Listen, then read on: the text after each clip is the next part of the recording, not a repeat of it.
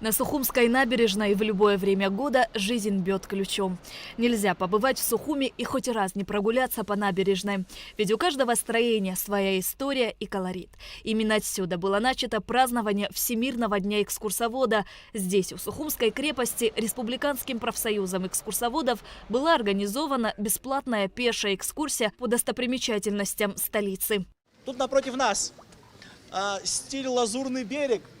Бывшая гостиница «Сан-Ремо» 1914 года. Видите, вон там наверху, над дверью, надпись «14 год», уважаемые друзья. От древней Сухумской крепости до площади Свободы прошлись около 100 человек. Экскурсия познакомила с историей города, природой и богатой архитектурой. На протяжении 2 часов в формате легкой прогулки по городу с остановками экскурсовод Денис Гопя знакомил участников с историческими достопримечательностями и множеством уникальных памятников. В этом месте в свое время стояли 2 здания очень богатого греческого купца Якиня Лаис.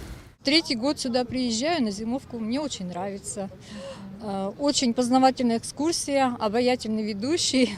Прям такие факты очень познавательные, интересные. Большое спасибо, что есть возможность посетить такие экскурсии. Большое спасибо профсоюзу, мы очень рады. В экскурсии приняли участие экскурсоводы, студенты АГУ, горожане, а также гости столицы. 3 года назад Наталья Жиркова вместе с детьми переехала в Абхазию из республики Коми. Не раз она принимала участие в экскурсиях с детьми, однако такого глубокого погружения ранее не было. Мы приехали вообще на шахматный турнир.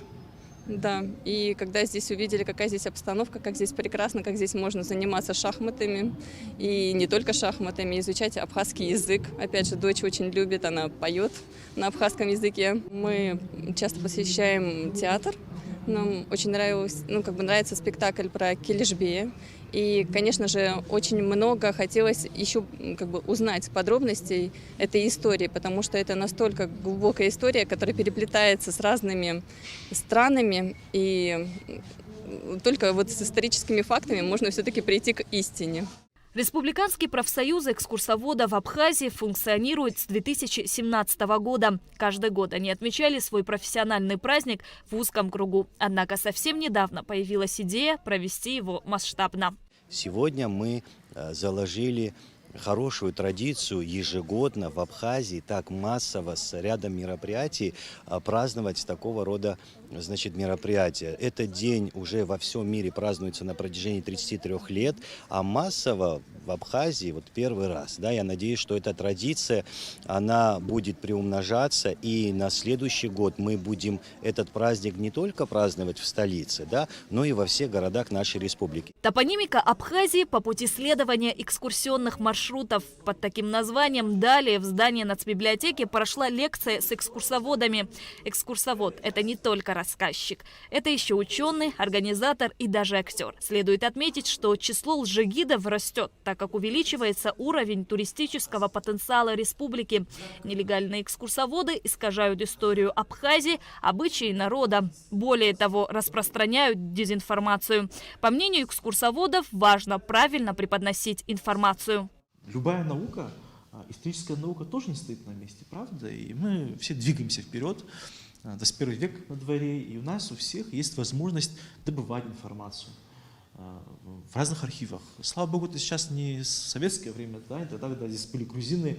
И вы знаете, в свое время, в 50-е годы, мне наши ребята в архиве в Москве добыли материал, и там экскурсионный текст от Сухума до Озерица, где утверждалось, что Рица будто бы это грузинское название.